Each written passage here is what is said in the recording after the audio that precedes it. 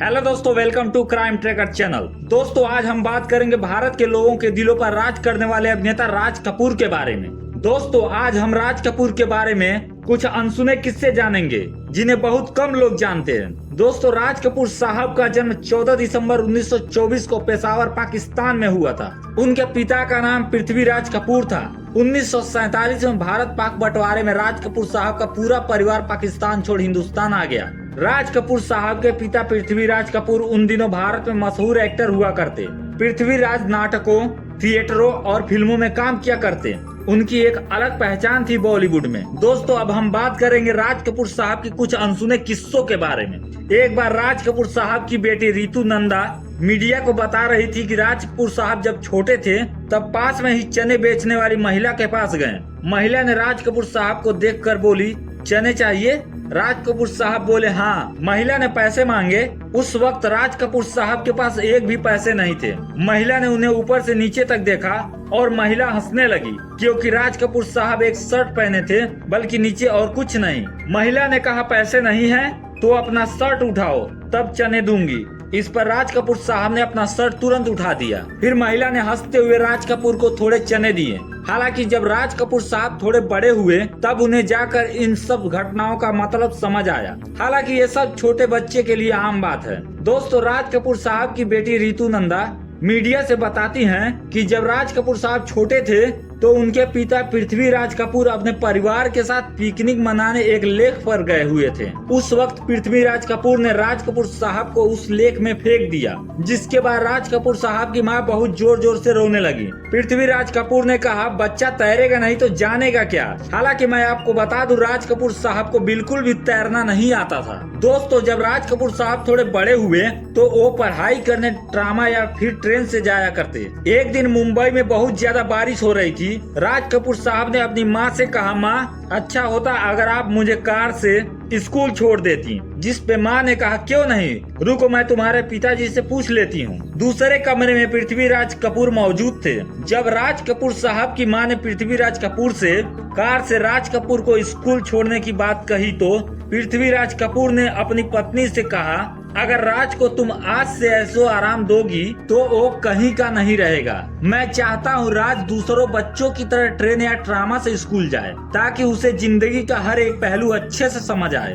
दोस्तों, राज कपूर साहब इन सब बातों को दूसरे कमरे से सुन रहे थे। राज कपूर साहब तुरंत कमरे से बाहर आए और छतरी लेकर स्कूल जाने लगे। तब पृथ्वीराज कपूर ने अपनी पत्नी से कहा, देखो, राज का यही जुनून इसको इसके जीवन में बहुत सफल बनाएगा और जो कार मेरे पास है उससे बड़ी कारों का मालिक मेरा बेटा बनेगा। दोस्तों, पृथ्वीराज कपूर ने राजकुमार साहब को कभी भी ज्यादा ऐशो आराम की जिंदगी नहीं दी। पृथ्वीराज कपूर का मानना था कि कोई भी इंसान अपने कर्म से बड़ा होता है, न कि अपने जन्म से। पृथ्वीराज कपूर ने हमेशा राजकुमार साहब को एक मेहनती और ईमानदार आदमी बनाने की कोशिश की। दोस्तों, राज कपूर साहब जब बड़े हुए फिल्मों में काम करने की जिद करने लगे। पृथ्वीराज ने कहा, पहले शुरुआत से अपना सफर चालू करो ताकि तुमको हर चीज का इल्म हो।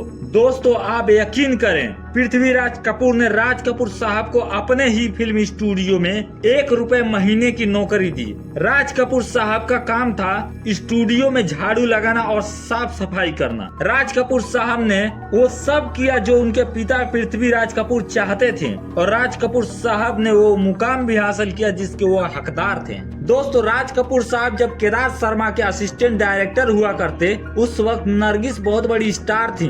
एक बार जब राज कपूर साहब नरगिस की मां जतिन बाई से मिलने उनके मरीन ड्राइव वाले बंगले पर गए, उन्होंने घर का बेल जैसे ही बजाया, नरगिस घर में पकौड़े बना रही थी। उनका हाथ बेसन से सना हुआ था। नरगिस ने दरवाजा खोलते समय ध्यान नहीं दिया और नरगिस का हाथ उनके बालों पर लग गया, जिसके कारण बालों पर थोड़ा बेसन लग गया, जिसे देख राज कपूर को नरगिस से एकदम जिंदगी भर ना भूलने वाला प्यार हो गया। हालांकि राज कपूर की शादी पहले ही कृष्णा कपूर से हो गई थी, फिर भी राज कपूर साहब नरगिस को दिलो जान से चाहने लगे।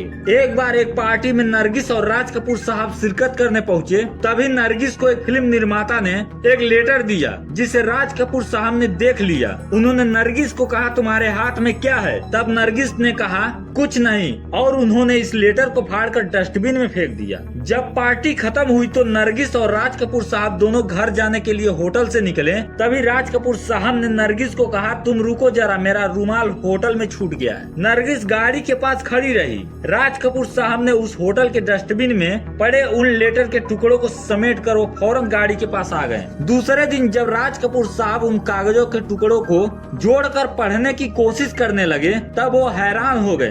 दरअसल नरगिस को एक फिल्म निर्माता ने प्रपोजल भेजा था जिसे नरगिस ने ठुकरा दिया। हालांकि राज कपूर साहब और नरगिस का रिश्ता भी कुछ सालों के बाद खत्म हो गया, जिसके कारण राज कपूर साहब बहुत ज्यादा शराब पीने लगे और घर अक्सर बहुत लेट आते। मीडिया इंटरव्यू में राज कपूर साहब की पत्नी कृष्णा ने कहा था कि राज कपूर साहब घर पर आते तो नशे की हालत में बाथटब में घंटों पड़े रहते और उनके आंखों में आंसुओं की धारा बहती रहती। कृष्णा कहती, मुझे अच्छे से पता था कि राज कपूर साहब नरगिस को दिलो जान से चाहते थे और वो उन्हें भुला नहीं सकते थे। दोस्तों, सच्चा प्यार हो या झूठा प्यार, ये सब ऊपर वाले के हाथों में होता है, क्योंकि आप किसी भी इंसान की सच्ची मोहब्बत पैसों से नहीं खरीद सकते। आप भले ही उसका जिस्म खरीद लें, लेकिन मन में जो प्यार रहता है उसे पैसे से नहीं खरीदा जा सकता। दोस्तों, एक बार राज कपूर साहब ने बीबीसी न्यूज में एक बात का खुलासा किया था कि राजकुमार जब छोटे थे तो उन्हें ट्रेन बहुत पसंद था, खासकर ट्रेन के इंजन और ट्रेन के ड्राइवर लोग। राज कपूर साहब का बचपन का सपना था